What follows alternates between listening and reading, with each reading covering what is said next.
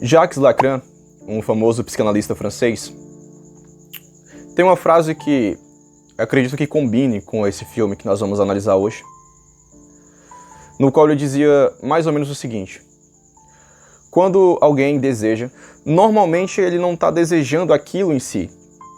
Na visão de Lacan, isso estava muito mais relacionado ao preenchimento de um vazio, a uma idealização, do que necessariamente aquela pessoa ou aquela coisa.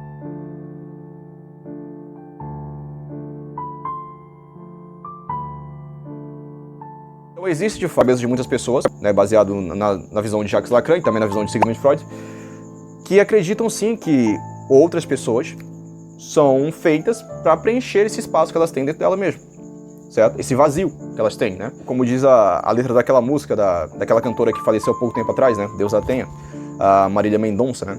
Ela dizia o seguinte: me apaixonei por aquilo que eu inventei de você, certo? Ou seja, é a paixão por uma ideia, é a paixão por uma invenção.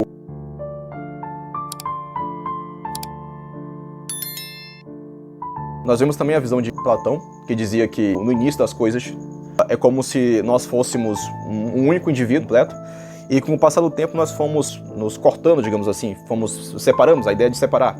O filme foca muito mais em Tom, muito mais sobre a visão de Tom, visão mais quente de Tom, enquanto que ele dá uma visão mais fria de Summer. Então, quando chegamos no personagem de Tom, podemos identificar um personagem que vive num conto de fadas, digamos, idealizado. Tom acredita ser, de fato, uma princesa encantada, vivendo em um castelo, esperando que venha uma salvadora, né? Um salvador, um príncipe encantado o resgatar. E nós vemos essa ideia sendo perpassada pelo filme, né? A ideia de que Tom sempre precisa de uma pessoa para vir, para resgatar ele, etc., que acaba mudando um pouco ao final do filme. E quando Summer entra na sala, Tom passa a ser literalmente obcecado por essa mulher, e que na verdade não é bem essa mulher, como Jacques Lacan já nos mostrou no início, mas sim obcecado por essa ideia, e ele acaba se apaixonando por isso, né? De novo a frase da Marília Mendonça: me apaixonei por aquilo que inventei de você. Tom leva Summer para uma loja, onde eles ficam ali idealizando uma vida em casal, uma vida que um vai cozinhar para o outro, e etc. Toda aquela idealização romântica. Quando o filme avança ao futuro, nós vemos problemas, que ao retornar ao passado, nós vemos quais são as suas causas, né? Você não pode criar um problema sem que haja uma causa para que isso seja criado. E ele começa a colher, né, esses problemas que ele mesmo causa lá no passado. Então o filme avança ao futuro, e o futuro sempre é um negócio triste, que no passado é sempre um negócio assim mais feliz, né? Então fica essa contradição. E logo o tempo vai se passando, e eles vão se conhecendo mais, e Summer vai dando cada vez mais, digamos, dando linha para a presença de Tom, e Tom vai cada vez mais entrando na vida de Summer.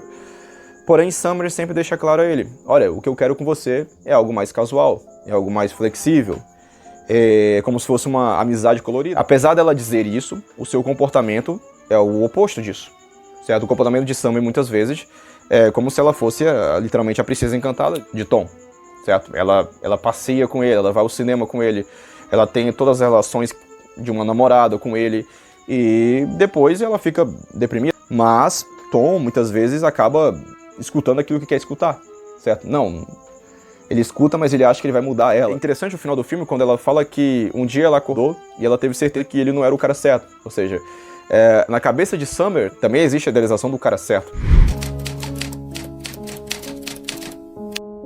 E quando Summer vai embora e Tom entra em depressão, né? Uma depressão muito mais criada pelas expectativas dele mesmo, pelas expectativas narcisistas dele. E depois ele a encontra, e ao invés de, né, nesse encontro, ele esclarecer as coisas, colocar as coisas no lugar, muito pelo contrário, ele continua imaturo. Não, olha, eu nem pensei em você, eu nem liguei pra você por causa disso, disso, daquilo. Enquanto que pelas costas ele estava sofrendo e muito por ela.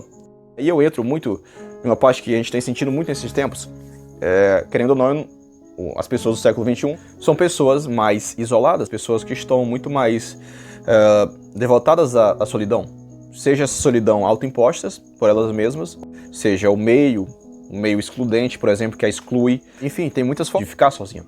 Algumas pessoas gostam disso, outras não. Então, quando o Tom recebe de Summer uma atenção, e isso reforça a Tom essa ideia de que, bom, é ela mesma, ela é a princesa encantada. Por mais sofrimento que isso esteja trazendo pra ele, porque a verdade é que, literalmente, Tom está colhendo migalha, a própria concepção errada que ele teve sobre a situação. Eu acho que é por isso até que Summer vai embora.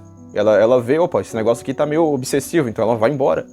E, bom, Tom fica em depressão ali e tal, mas basta que Tom veja o primeiro indício na cabecinha dele de que ela está interessada nele, que ele volta, né, a se alegrar muito e volta a ficar feliz e volta, né, depois a encontrá-la e vão se divertir, vão dançar. E é interessante a cena do final, né, ali do final do filme, quando ele pergunta pra ela, olha, por que você dançou comigo? Né? E ali ele expressa toda uma visão, tipo, olha, se você dançou comigo, então significa que você está interessada por mim, então significa que você quer algo além da amizade. Summer, eu dancei com você porque eu quis. E ela fala, olha, eu quis casar, certo? Eu acordei um dia e vi que realmente não era você. E tô casado, tô feliz.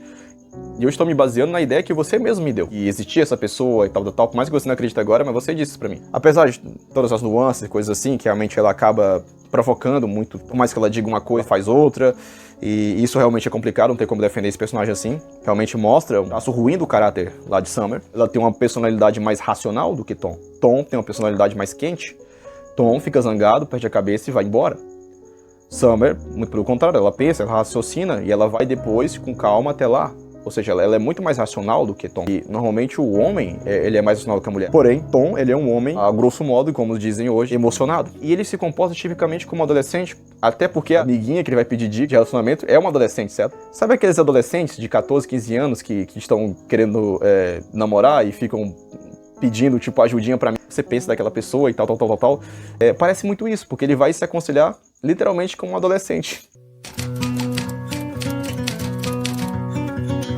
Vendo uma visão mais psicológica do Tom, ele é esse cara que está sofrendo um processo que todo adolescente deve passar, que é justamente amadurecer.